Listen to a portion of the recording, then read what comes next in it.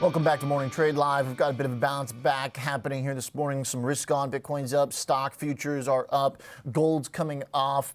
Joining me, Jim Bianco is going to set the stage for this week after stocks got battered, including some of the big winners last week. He's the president at Bianco Research. Jim, good morning. Thanks for being here.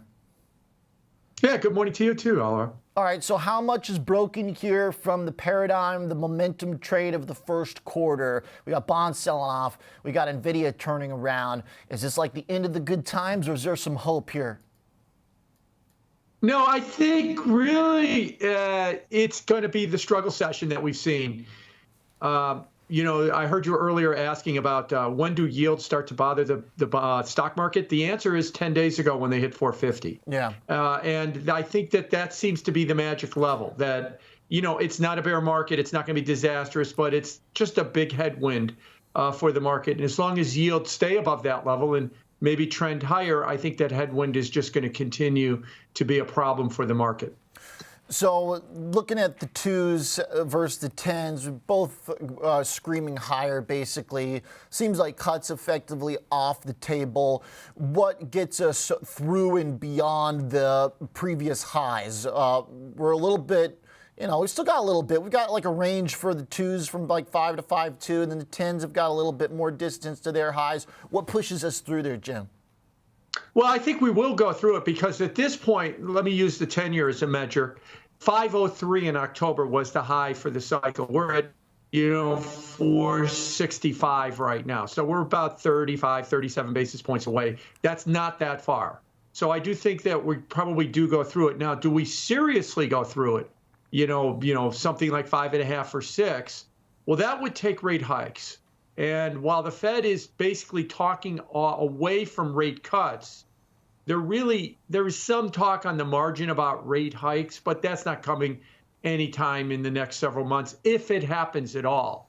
So I think that that's going to put a bit of a ceiling on how high rates can go. But again, if we go to 5% and we stop at 5%, that's going to be a problem for the stock market, especially when you look at earnings. Heard you talking about earnings before. If you X out the technology stocks, the Wall Street's expecting a negative earnings number for X-Tech on the S&P 500. So that will be a problem. If you've got higher rates and you've got negative year-over-year growth in earnings away from the technology stocks, yeah, the stock market will continue to struggle from here. So the growth that we were confident in the first quarter from all these AI trades, should we be less confident in their ability to offset bonds? It's not a coincidence then that rates moved at the same time as some of the momentum trades unwinding. Jim, what's the pecking order still of what moves this market? Because if NVIDIA comes out and gives like an insane beat again, hits like double-digit beats, and then bonds are going still to 5%. What's the trade-off there? Well, I guess, I'm chuckling because I guess NVIDIA will give an insane beat because that's kind of what they do. I think it is going to be yields. If you look at last year, when the 10-year went to 5%, it went from 380 to 5% in July to October. What did the S&P do? It corrected 10%. Now that it's gone to 465, what has the S&P done? It's corrected 5%. So it seems like we're rerunning last year's movie again. And so I think that yields are going to be a big problem for the overall market. Yeah, if NVIDIA beats, if Tesla gets that, story that turns it around like Kevin was talking about, those two stocks go up. But I'm not so sure it takes the entire index or the entire market with it. So looking at the situation as far as the economy goes, Jim, the data have been good. They've been beating. That's not the problem, right? Just to be very clear here, rates right now are an offshoot of a preferred problem, right? Are we on the same page there that the economy is producing this as a byproduct of strength? Yeah, I think what rates are bothered by is that the strength, it sees the strength in the economy, it sees and it says that that's good, but then it looks over and it says, but that also means that inflation's not going to come down. There is going to be no, to use Wall Street's parlance, last mile to 2% on inflation. We're bottoming at around 3%, and we might start heading higher. Not majorly higher, but maybe 3.5 to 4%. And that's what's going to keep interest rates elevated. And that's why I think that this move through 450 is creating headwinds for the stock market, because it's not a move through everybody's getting a job, everybody's making profits, let's go. It's a move towards there isn't going to be any more decline in inflation, and it's already above the Fed's target, and it's going to get further away from it. Without hearing from the Fed this week, what's going to move bonds, Jim? Probably PCE at the end of the week. That's the personal consumption expenditure. That's their preferred inflation measure. I think that that's going to be important because that's what the Fed focuses on. And the last couple of them have been beats, so we'll have to see whether or not this one's a beat. But beyond that, I also think before the Fed meeting, remember the quarterly refunding announcement? The next one's April 30th, and we'll have to see whether or not the Treasury changes its mix between bonds and bills to try and goose bond prices higher. Remember, they did that in late October, and it sparked a huge rally into November in the bond market. See if they could dust that magic off again. I don't think they can, but they'll probably try. Okay. And the auctions as well, movable events after we saw a pretty bad one. Yeah, you know, what's been happening with the auctions is you've been getting one of two types of auctions. You've either been getting great auctions or terrible auctions. You haven't been getting kind of middle of the road auctions lately. So, you know, they've become kind of a crapshoot. You know, when the auction comes, it's either going to be very good or it's going to be very bad. And the way you look at it is you look at the tail, the average yield versus what was expected when everybody put their bids in. So I think that that's going to be a source of volatility. Because if you look at something like the MOVE index, which is like the VIX of the bond market, man, that thing has shot up a lot in the last couple of weeks. And these volatile auctions aren't helping to bring that down at all. What about stocks rallying back, Jim? Does that create an opening for bonds to sell off on their own, or will we get correlation in both directions? Now that stock prices have followed bond prices lower, when stocks bounce back, do you think that is risk on, so then it's sell bonds again, or do people buy them together, sell them together again? No, I think they're going to start buying them together and selling them together, because that's what you get when you have an inflationary world. The old, risk on, risk off, 60-40 portfolio, I think that story needs to be revised a little bit in this post-COVID world. But to your point, if stocks are going to rally back to the old highs, I do think they're going to need bond relief. So either a QRA or some data or the Fed says something that excites the bond market and at least gets it to back off of these ever higher yields that we've been seeing for the last couple of weeks. Okay.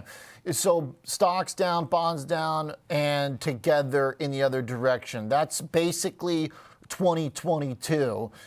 Dollar up this morning, part of that regime generally. What about gold and the trade-off versus crypto as Bitcoin fizzled basically the same week that chips and NVIDIA peaked out in March? Gold has been unstoppable literally until this morning. Yeah, just to take Bitcoin first, sure. Let's also remember that this weekend was the halving, and that was supposed to be the biggest event of our lifetime, or at least of the next 4 years, was supposed to be this halving where the miners get paid half of what they're supposed to get paid, and it's supposed to spark a big rally. And I've read maybe 45,000 stories that said that Bitcoin's going to go up, and it isn't.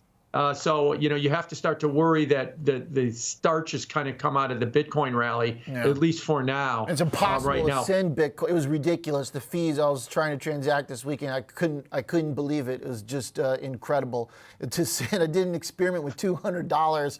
First, the exchange took $20 from the deposit, and then it was asking $100 to send $70. I mean, crazy.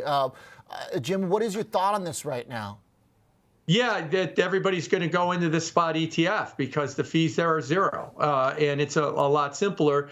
And if you saw the story in the Wall Street Journal today, the New York Stock Exchange is flirting with the idea of 24/7 trading. So, we could degen all day and all night now in Bitcoin, all we want. as we go forward from here. What's your relationship with crypto like, Jim? I know there are a few moments where you were hopeful about what it could be over the last couple of years. I know you're a realist when it comes to market relationships, though. I mean, is it working as a diversifier? Is it working as anything? What's your thought on that right now? I've been very bullish on crypto for several years, and I continue to be for a simple reason. I think they're trying to build an alternative financial system, a decentralized, permissionless financial system. And as long as that is the goal and that is what it's moving towards, I think it's going to have a very positive outcome. But when you start losing that focus and start going towards FOMOing into an orange chip like the spot Bitcoin ETF and the like, then I feel like we've lost the narrative here. And if we're going to lose that narrative, then it's going to lose its value. And that's why I've been very critical of the ETFs. Not that there's anything wrong with that product, but that everybody thinks that this is going to be the thing that's going to lead us into the promised land. And they're literally not hiding the ball. They're saying because every boomer is going to call its wealth manager and FOMO into this thing at 90,000 and 100,000 and take it to 150,000.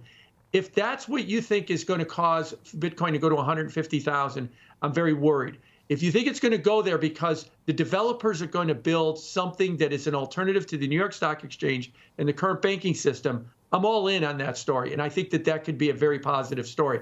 So it depends on really what it is Bitcoin is trying to do. And I fear it's trying to be an orange poker chip as opposed to being an alternative financial system. Yeah, well, it's a lot easier to send money on Zelle or PayPal or literally anything else, according to the experience this weekend. So, Jim, then when it trades highly correlated, when Bitcoin trades correlated to like the meme coins, is that a time to be selling Bitcoin then? Well, what worries me is it's more correlated to, and I'll give you a specific one, TQQQ, the triple levered QQQ. If you look at a chart of that, you're looking at a chart of Bitcoin, and that is concerning because that suggests it is, that orange poker chip. It just goes up and down with a highly levered version of the triple Qs. It should be, if you're building a financial system, be somewhat a little bit more independent of that, and it should be kind of like what gold has been for the last couple of years. You might lament that it hasn't rallied and it's finally started to rally, but at least it has a zero correlation to everything else. Bitcoin doesn't. It's just a levered QQQ right now, and it needs to kind of, I think, break that cycle if it really wants to achieve, new asset class status. All right, stocks, bonds, Bitcoin. That's why I like you, Jim. You got a wide range. Thank you very much for your time. Good start to our week here. Thank you. Thanks, Jim Bianco, President at Bianco Research.